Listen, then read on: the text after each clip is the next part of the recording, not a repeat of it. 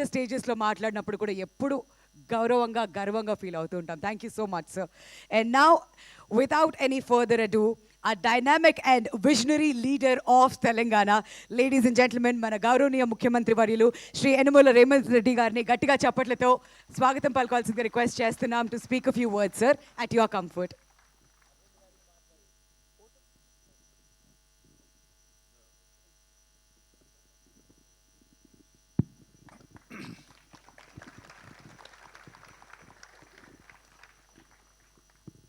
అల్లు శ్రీనివాస్ ప్రారంభోత్సవ కార్యక్రమానికి ఆహ్వానించి ఇంత మంచి కార్యక్రమాన్ని ఏర్పాటు చేసి దేశంలోనే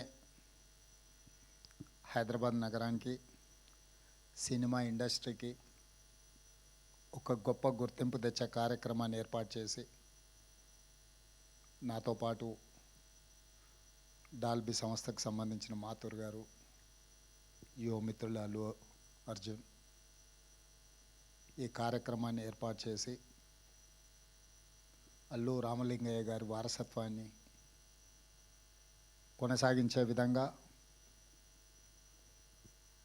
వారి జ్ఞాపకాలను ఎప్పుడూ తెలుగు ప్రజలకు, సినిమా అభిమానులకు గుర్తుండే విధంగా అల్లు అరవింద్ గారు ఇంత గొప్ప కార్యక్రమాన్ని చేపట్టడాన్ని మనస్ఫూర్తిగా వారిని, వారి కుటుంబ సభ్యుల్ని అభినందిస్తున్నా.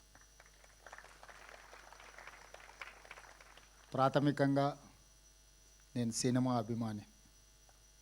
సినిమా పరిణామ క్రమం black and white, techno colours, Eastman colour, 70mm, Dolby, VFX ఇట్లా సాంకేతికంగా చాలా వేగంగా మన దేశము సినిమాలో అభివృద్ధిని సాధిస్తున్నది. యాదృచ్ఛికంగా ఈరోజు ఉదయమే నెట్ఫ్లిక్స్ జిసిసి సెంటర్ని కూడా ఈరోజు నేను ప్రారంభించడం జరిగింది. అక్కడ కూడా నేను ఈ అంశాలను ప్రస్తావించిన.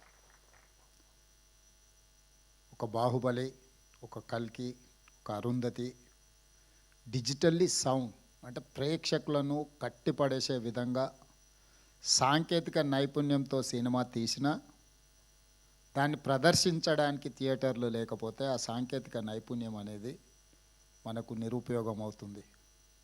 3D మూవీస్ అన్నప్పుడు షార్క్ ఇట్లాంటి మూవీస్ వస్తే చాలా వింతగా ఆ కాలంలో చూసేవాళ్ళం.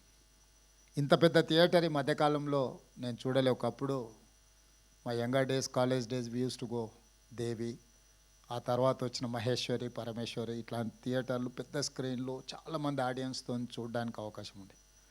గోయింగ్ ఫార్వర్డ్ చిన్న థియేటర్లు, మల్టీప్లెక్స్ రావడము, 60 మంది, 100 మందితో, 200 మందితో సినిమా చూడడము, ఆ ఫీల్ అనేది మిస్ అయిపోయినాం.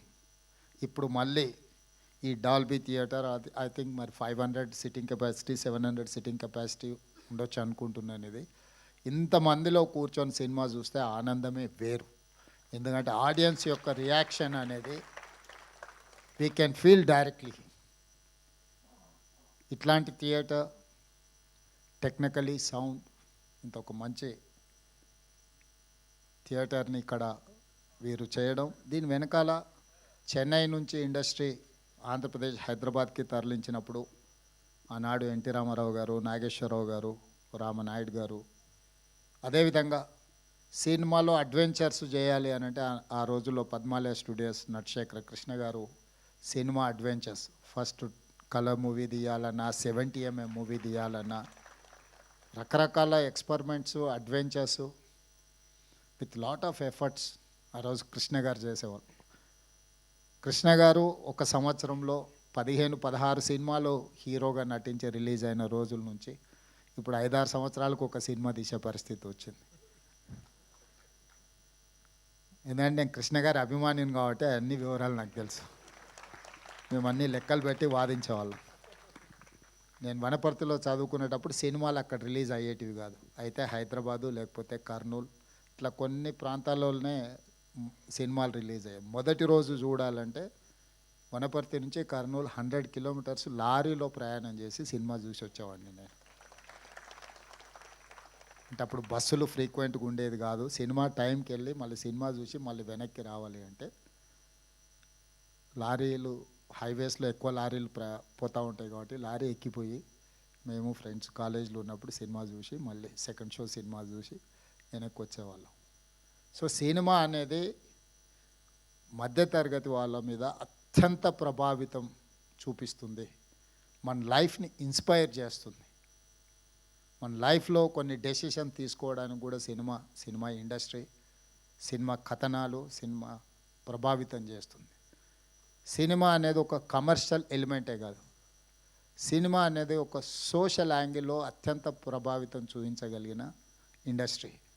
సినిమాను క్యాజువల్గా మనం తీసుకోవాల్సిన అవసరం లేదు. It is going to influence on our lives. It is we have to recognise cinema as a industry.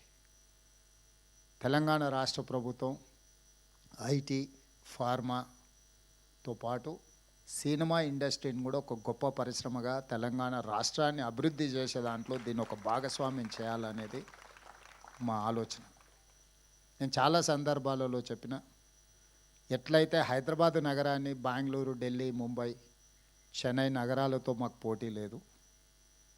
మాకు role model China, South Korea, Japan, Singapore అని ఎట్లయితే చెప్తున్నానో, టోక్యో, సింగపూర్, న్యూయార్క్ నగరాలు మాకు పోటీ అని ఎట్లయితే చెప్తున్నానో, ఎవరైతే మాకు రోల్ మోడల్సో మేము వాళ్ళతోనే కాంపీట్ చేయదలుచుకున్నాం. తెలుగు సినిమా ఇండస్ట్రీ కూడా పక్కన కోలీవుడ్తోనో లేకపోతే శాండల్వుడ్తోనో లేకపోతే బాలీవుడ్తోనో కాదు, we have to compete with Hollywood. Hollywood movie చూడడం కాదు, హాలీవుడ్ మూవీ కూడా ఇక్కడ తీయాలి, ఇక్కడ ప్రదర్శించాలి. ఇక్కడ టెక్నాలజీ, అందుకే ఈరోజు నెట్ఫ్లిక్స్ ఓపెనింగ్ అప్పుడు కూడా ఐ టోల్డ్ దెమ్, మీకు ఏం కావాలన్నా మా గవర్నమెంట్ 100% సపోర్ట్ చేస్తుంది. నాలెడ్జ్ హబ్ క్రియేట్ చేసినప్పుడే ఇండస్ట్రీ అనేది ప్రమోట్ అవుతుంది. ఈరోజు కృష్ణానగర్ని మనకు చిన్న చూపు చూడవచ్చు, కానీ ఆ కృష్ణానగరే గొప్ప గొప్ప సినిమాలు ఇవ్వడానికి ఒక గొప్ప వేదికకు, ఒక బాహుబలి వచ్చిందన్న, ఒక పుష్ప వచ్చిందన్న, ఇట్లాంటి గొప్ప సినిమాలకు పనిచేసిన సాంకేతిక నైపుణ్యం ఉన్న కళాకారులు చాలామంది అక్కడ ఉన్నారు. ఈ ఇండస్ట్రీని తెలంగాణ రాష్ట్ర ప్రభుత్వం గుర్తించడమే కాకుండా ఈ ఇండస్ట్రీ పెరగడానికి అవసరమైన అన్ని సహకారాలు అందించడానికి ఈరోజు తెలంగాణ రాష్ట్ర ప్రభుత్వం సంసిద్ధంగా ఉంది. అందులో భాగంగానే ఇది అల్లు అరవింద్ గారు లేకపోతే వారి కుటుంబం నిజంగా ఒక కొడుకు ప్రయోజకుడు అయినప్పుడు తండ్రికి అత్యంత గొప్ప సంతోషాన్ని ఇస్తుంది. తాను సొంతంగా ప్రయోజకుడు అయినప్పుడు కలిగే సంతోషానికంటే పుత్రవాత్సల్యం కానీ పుత్రుడు ప్రయోజకుడు అయినప్పుడు ఎక్కువ సంతోషాన్ని ఇస్తుంది. ఖచ్చితంగా స్వర్గంలో ఉన్న అల్లు రామలింగయ్య గారు ఈరోజు అల్లు అరవింద్ గారిని చూసి తప్పకుండా వారి మనసు ఉప్పొంగుతుంది అని నేను భావిస్తున్నాను. సినిమాలో నటుడుగా నేను వారిని చంటబ్బాయి సినిమాలో అరవింద్ గారు నటించిన నాకు గుర్తుంది.